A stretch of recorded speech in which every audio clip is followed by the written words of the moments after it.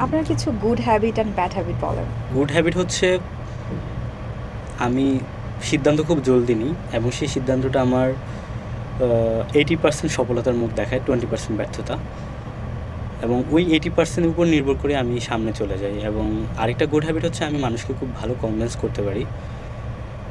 কনভিন্সটা হচ্ছে এরকম, ধরেন আপনি আমার সাথে কথা বলছেন, আমি আপনাকে কনভিন্স করে ফেলতে পারবো অ্যাট এনি কস্ট। এটা কিন্তু বিজনেসম্যানদের একটা হ্যাঁ, আমি এই যে সব আমার থেকে বড় গুণ আমি বলবো, কাজ কাস্টমারকে কনভিন্স হ্যাঁ, করা কাস্টমার মোস্ট কনভিন্স করা, ইম্পর্টেন্ট থিং। এবং আমি কোনো কাজকে ছোট করে দেখি না।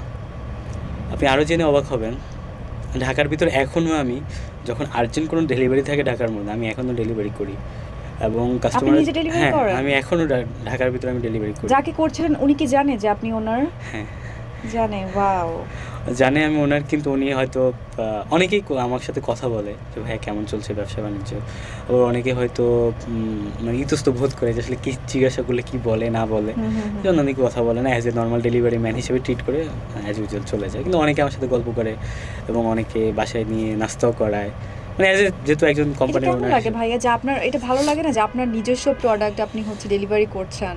তো এটা তো অন্যরকম ভালো লাগার জায়গা কাজ বিশ্বাস করে। করবেন কিনা জানি না, আপনি অবশ্যই শাওমি মোবাইলের নাম শুনেছেন এবং ইউজও শুনেছি। করেছেন।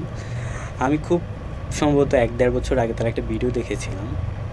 উনি নিজে রাস্তায় দাঁড়ায় প্রোডাক্ট সেল করছে ওনার মোবাইল কাস্টমারকে।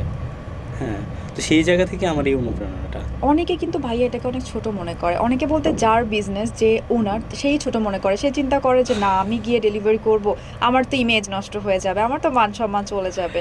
সেই জায়গা থেকে আপনার এই যে সুন্দর পজিটিভ একটা চিন্তা ভাবনা, এটা কিন্তু খুব সুন্দর।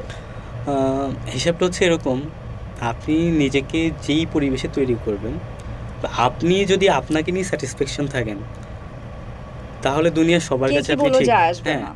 কারণ আজকে যদি আমি না খেয়ে থাকি, বিশ্বাস করেন আমাকে কেউ খাওয়াবে না। কেউ খাওয়াবে না। আমি ইটস ট্রু। আমি একটা মিডল ক্লাস পরিবারের সন্তান। এখনও আমি মিডল ক্লাস। সো আমি আজকে একজনের কাছে যেয়ে চাইতে পারবো না, "ভাই আমাকে ৳১০০ দেন, আমি খাবার খাবো।" কারণ আমার মিডল ক্লাসদের লজ্জা। ভাইয়া সব থেকে একটা বিষয় থাকে কি যে ওরা কখনো একদম যারা গরিব থাকে তারা কিন্তু মানুষের কাছে চাইতে পারে যে আমার লাগবে বা আমাকে দেন বা ধার দেন। বাট মিডল ক্লাস যারা হয় তারা কিন্তু কাউকে আসলে বলতে পারে না, তাদের কিন্তু যা থাকে আত্মসম্মান নিজের আমাদের, মধ্যে। ওদের কিন্তু রেসপেক্টটা ভাইয়া সব থেকে বেশি থাকে। মানে রেসপেক্টের আত্মসম্মান। জায়গা থেকে কখনোই তারা হচ্ছে কাউকে গিয়ে বলতে পারে না যে আমার এটা লাগবে বা এটা আমাকে দেন।